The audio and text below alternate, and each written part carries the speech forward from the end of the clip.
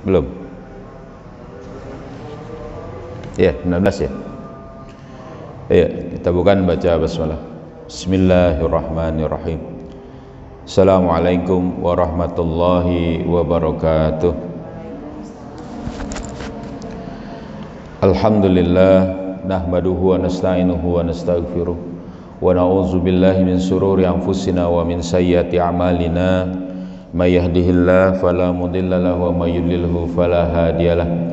Asyhadu an la ilaha illallah wahdahu la syarikalah wa asyhadu anna Muhammadan abduhu wa rasuluhu la nabiyya ba'dah.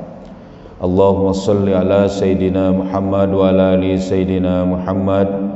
Rabbi israh li sadri wa yassir li amri wahlul 'uqdatam min lisani yafqahu qawli. Subhanaka la ilma lana illa ma 'allamtana innaka antal alimul hakim. Amma ba'du. Alhamdulillah, segala puji hanya bagi Allah.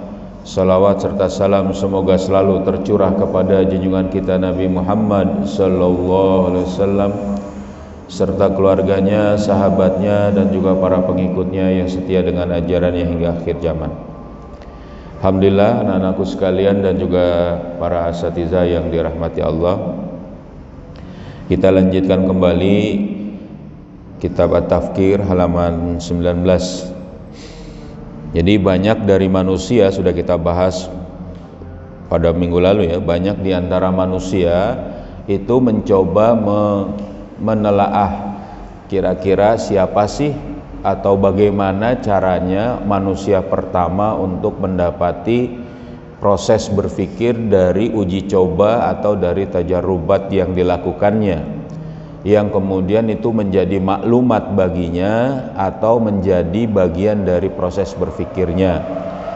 Tapi masalahnya bukan di titik manusia pertama atau bukan, tapi masalahnya itu adalah di proses berpikir itu sendiri. Baik manusia pertama atau manusia sekarang pun, orang yang dahulu dan orang yang sekarang pun, proses berpikir itu bukan permasalahan fakta mengindra ya, atau kembali adanya istirjaul ihsas, bukan, tapi proses bagaimana mengkaitkan fakta tadi dengan maklumat yang ada di benak manusia. Nah, makanya contoh tentang anak kecil yang dia dari kecil tidak pernah diberi maklumat, maka itu gimana? Dia nggak akan bisa berpikir kalau nggak dikaitkan maklumat yang diberikannya dengan fakta-faktanya, atau fakta-faktanya diberikan maklumatnya dan dikaitkan, dicontohkan ya, disambungkan antara maklumat dengan faktanya itu. Jadi makanya proses ini menjadi penting, berulang-ulang kita pelajari, iya, karena banyak yang mengabaikan proses memasukkan maklumat dan proses mengkaitkan maklumat dengan fakta.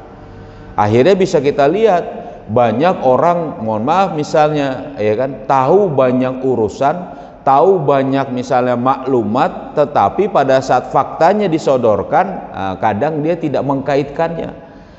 Bisa jadi karena memang kemalasan dirinya, kelalaian dirinya untuk mengkaitkan maklumat tadi dengan fakta yang dia hadapi, atau bisa jadi memang pada waktu itu memang tidak terbiasa, dia selalu terikat dengan atau mengkaitkan fakta itu dengan maklumatnya. Bisa jadi gitu. Atau bahkan yang juga ada, dia ini mendapati maklumat yang salah, tapi ini sebenarnya sesuatu yang bisa diperbaiki kalau dia biasa mengkaitkan itu. Ya, makanya dikatakan di sini proses berpikirnya adalah mengkaitkan fakta dengan maklumat itu.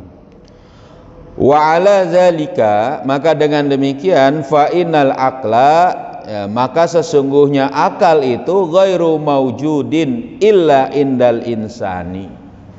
Tidak akan ada berpikir itu, akal itu, kecuali pada manusia.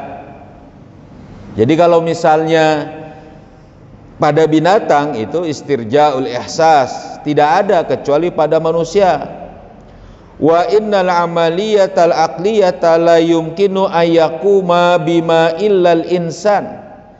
Dan aktivitas berpikir itu, mikir itu tidak akan ada, tidak mungkin bisa terjadi hal itu biha, bukan bima tadi ya, an yakuma biha illal insan, kecuali pada manusia.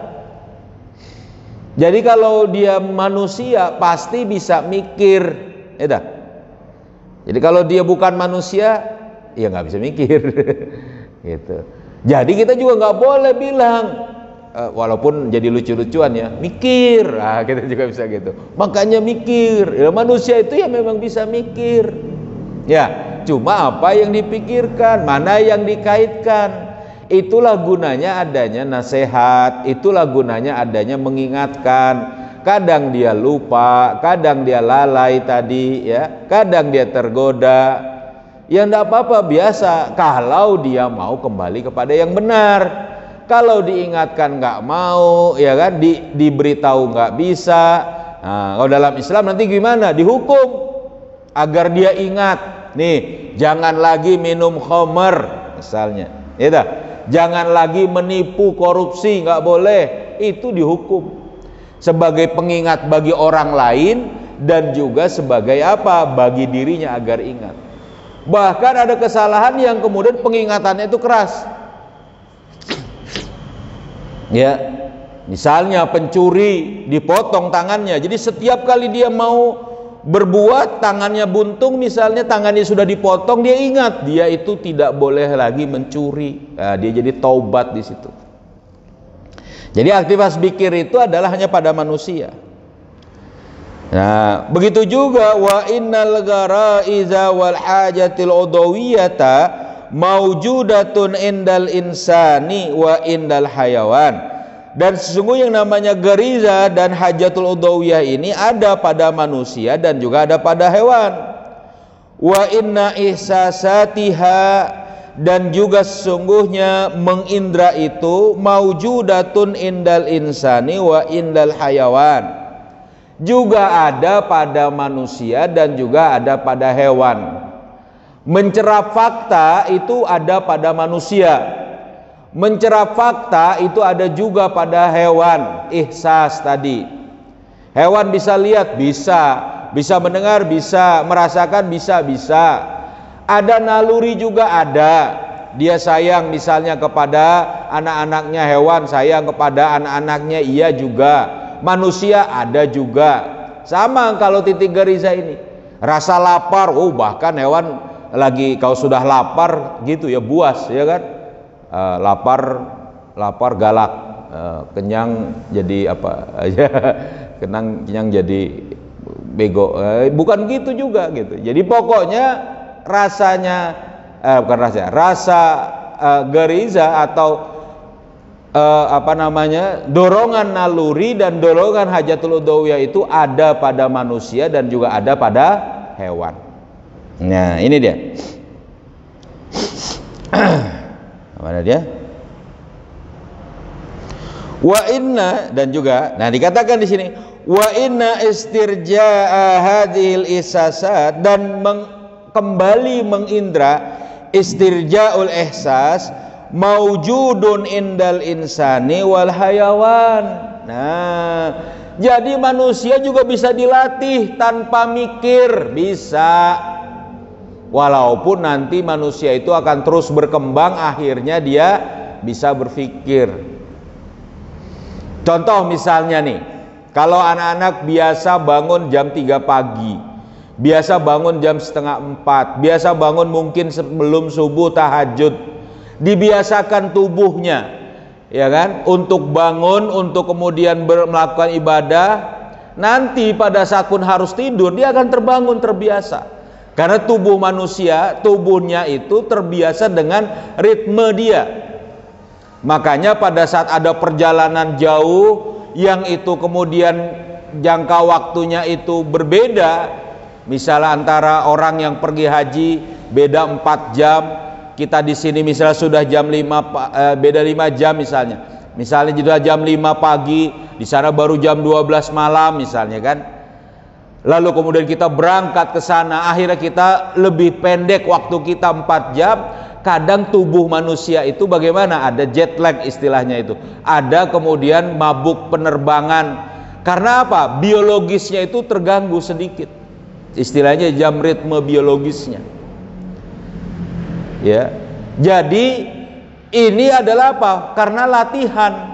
Dari masih kecil begitu, ya sudah dia terus. Sehingga dia butuh mungkin beberapa hari, 1 hari, 2 hari, 3 hari untuk menyeimbangkan kembali. Ya, bahkan 2 jam juga bisa terjadi.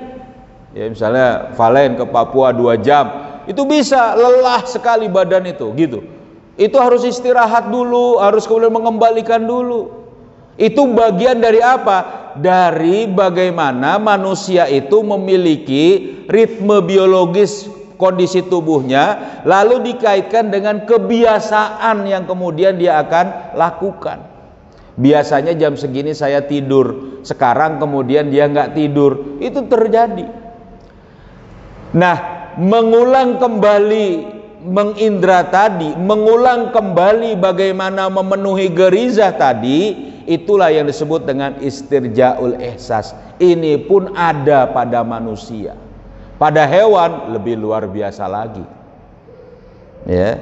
Bahkan hewan itu kalau misalnya disebut dengan hewan nokturnal, hewan yang biasanya aktif di malam hari. Contohnya misalnya kelinci misalnya. Kelinci itu kalau malam harinya itulah yang dia tuh makan, banyak aktif, bergerak, lari ke sana kemari. Karena dia sebangsa dengan tikus. Ya kan, satu keluarga besar dengan tikus. Kita pagi-pagi, siang-siang main-main dengan kelinci, lemes dia. Ya kan? Kenapa? Karena naluri dia, garizah dia yang ada, bahkan hajatul udhawiyah dia itu dalam konteks yang dia harusnya tidur. Nah, dibiasakan bisa nanti, tapi akan terus lama. Dia kembali kepada biologis yang ada. Sehingga maksudnya di sini apa itu istirjaul ihsas, itu akan kembali ada pada bisa terjadi pada manusia dan juga pada hewan. Walakin, nah, akan tetapi zalika kulluhu laisa aqlan. Semuanya itu bukan dalam proses berpikir, wala idrakan, dan juga bukan dalam memahami, wala fikran, bukan juga dalam berpikir, wala tafkiran, bukan juga dalam pemikiran. Jadi bukan akal, bukan memahami, bukan berpikir, dan juga bukan pemikiran. Wa innama huwa tamyizun gariziyun. Tamyizun garizi, begitu bacanya. Tapi itulah yang disebut dengan tamyiz garizi, ya. Ayo. Tamyiz garizi. Ya. Tamyiz garizi. Bukan yang lain, laisa ghair. Itulah yang disebut dengan apa istilah tamyiz garizi?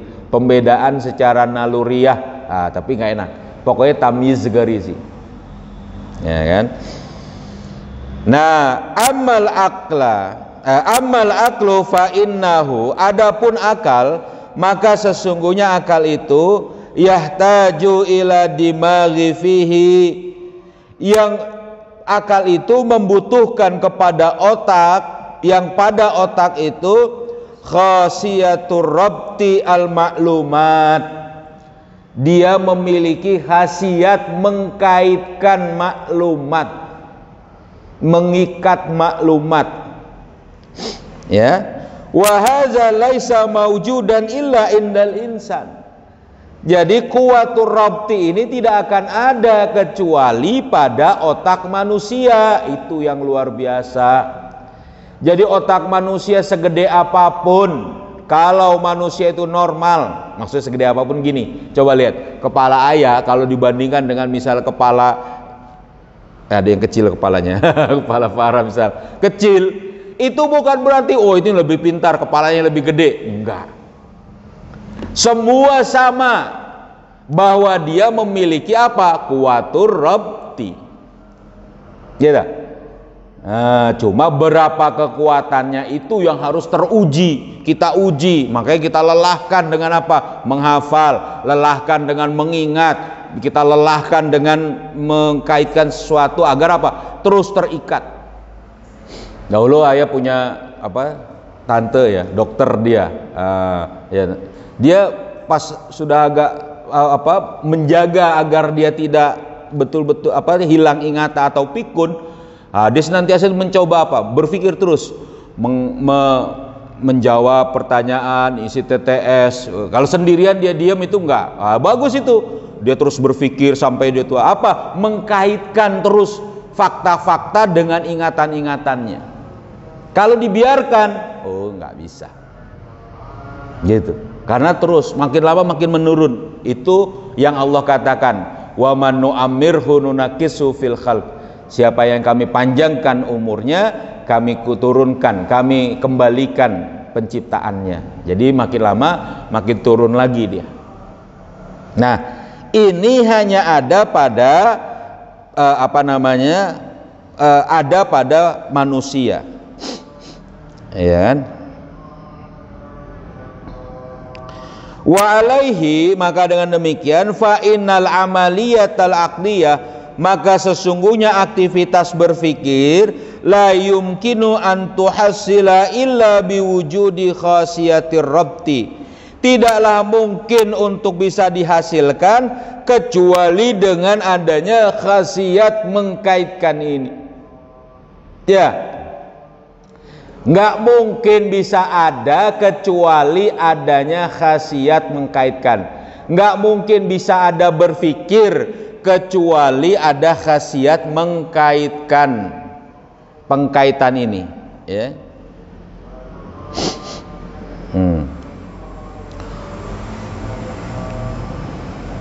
Wa khasiyatur rabti innama yarbitul ma'lumati bil waqi, dan namanya khasiat mengkaitkan itu adalah pengkaitan maklumat dengan fakta.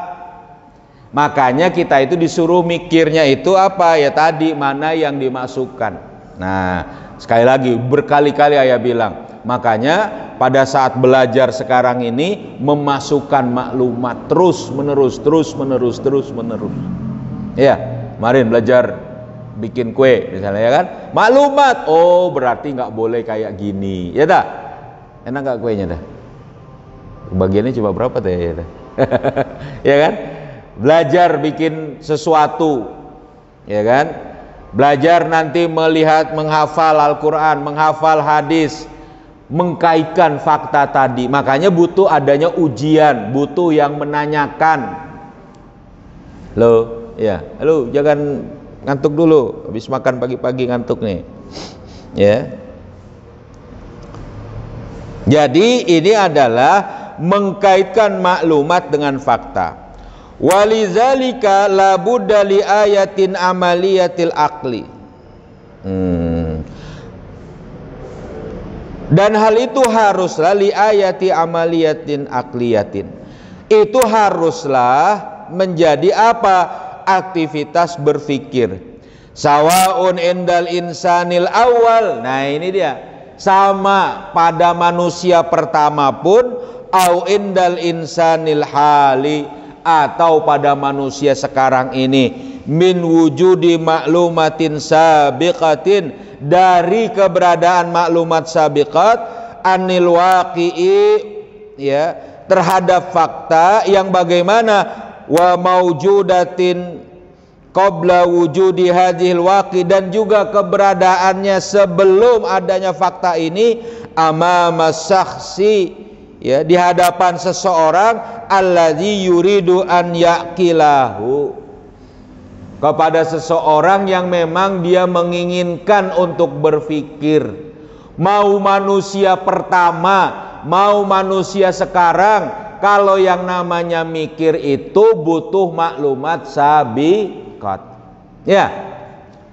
Jadi butuh maklumat sabiqat dan adanya aktivitas mengkaitkan antara fakta dengan maklumat tadi. Gitu. Wa min huna, maka dari sinilah, kana labuda antakuna, sudah seharusnya ada, indal insani, seharusnya ada pada manusia al-awwal, maklumat. Ya, apa harusnya ada? Antakuna indal insanil awwali maklumatun sabiqatun anil waqi, harus ada maklumat sabiqah terhadap fakta. Nah, ya, min qabli an yu'rada, ya, dari apa namanya, dari sebelum dia ini dihadapkan, alaihil waqi, padanya itu fakta, sebelum dia disodorkan kepadanya fakta. Jadi harus ada maklumat, ya. Jadi kalau misalnya disodorkan, pernah ya ayah tulis tulisan Cina ya di papan tulis ya, tahu artinya? Tahu kalau sekarang sudah tahu ya. Tapi pada saat belum tahu apa ini, ya nggak tahu. Ayah juga baru belajarnya itu aja gitu ya. Yang lain belum belajar. Tulisan kanji, tulisan Cina. Misalnya kita belum pernah belajar ngelihat itu, nggak bisa bacanya, nggak bisa melihatnya. Contoh yang kemarin misalnya bahasa Suryaniyah, nggak pernah tahu bahasa Suryaniyah bagaimana, bahasa Sanskerta bagaimana, nggak ada maklumat, maka nggak akan ada bisa berpikir. Maka sebelum disodorkan fakta, sebelum disodorkan adanya objek yang akan dipikirkan, harus ada maklumat. Nah, makanya di sini dikatakan wa hadza ma yasiru ilaihi qaulihi ta'ala, dan inilah yang kemudian yang bisa dijelaskan ya dari firman Allah Subhanahu wa taala an Adam, terhadap Nabiullah Adam alaihi salam. Apa itu dikatakan di sini? Bahwa al-insanul awal, yang dia itu adalah manusia pertama. Mana ayatnya? A'udzubillahi minasyaitonirrajim. Wa 'allama Adamal asma'a kullaha. Ya. Dan Allah mengajarkan kepada Nabi Adam semua nama-nama benda. Ini proses memasukkan maklumat sabiqah. Bang, siapa yang ngajari Nabi Adam itu? Allah. Terus kita siapa yang ngajarin? Manusia berikutnya siapa yang ngajarin? Nabi Adam. Ingat semua, diingatkan. Nih nama benda, nih namanya apa, ini pohon, ini binatang, ini tanah, ini udara, ini air, api. Semua dibelajarkan mana yang ada. Karena kata-katanya di sini adalah asma kullaha. Kemudian qala lahu, dan kemudian Allah berfirman berkata, ya Adamu ambi hum bi asmaihim. Nah, ini proses ngetes, proses mengkaitkan antara fakta dengan maklumat. Wahai Nabi Adam, wahai Adam, sebutkanlah nama benda-benda ini. Nah, wahai malaikat, sebutkan nama benda ini. Malaikat diajarin nggak sama Allah? Enggak tahu malaikat. Makanya malaikat langsung memuji Allah. Qalu subhanaka la ilma lana illa ma 'allamtana. Ya. Gitu. Jadi ini proses Nabi Adam diajarkan oleh Allah. Nah, fal ma'lumatus sabiqatu, maka maklumat sabiqah inilah, ya kan? Ya kan? Syurtun, ya, asasiyun wa raisiyun, adalah syarat, syartun asasiyun wa raisiyun, adalah syarat yang asasi dan paling utama lil amaliyatil aqliyah, dari aktivitas berpikir. Makanya maklumat sabiqah ini, ya, ai lil maknal aql, atau dari arti berpikir itu sendiri bagaimana. Kita bolak-balik bahas ini terus, ya, inilah berpikir agar menjadi maklumat yang kuat, ya, agar berkaitan dengan maklumat yang kuat. Makanya baca kitab ini terus pelan-pelan, tapi nanti akhirnya terbentuk. Paham sedikit ini? Ya. Jadi manusia pertama ataupun manusia sekarang, ya, proses berfikirnya itu adalah dikarenakan adanya maklumat sabiqah yang dikaitkan dengan fakta-fakta yang disodorkan kepadanya. Siapa yang mengajarkan Nabi Adam? Allah Subhanahu wa ta'ala. Siapa yang mengajarkan kita? Manusia sebelumnya. Terus turun temurun. Ada pertanyaan? Di atas ada pertanyaan? Nah, paham? Insyaallah ya. Ya, sedikit. Cukup. Ya, kalau tidak ada pertanyaan, ya, kita tutup dengan membaca surat Al-Asr. Bismillahirrahmanirrahim. Wal 'asri innal insana lafi khusrin illalladzina amanu wa 'amilus solihati wa tawasau bil haqqi wa tawasau bis sabr. Subhanakallahumma bihamdika asyhadu an la ilaha illa anta astaghfiruka wa atubu ilaik. Assalamualaikum warahmatullahi wabarakatuh.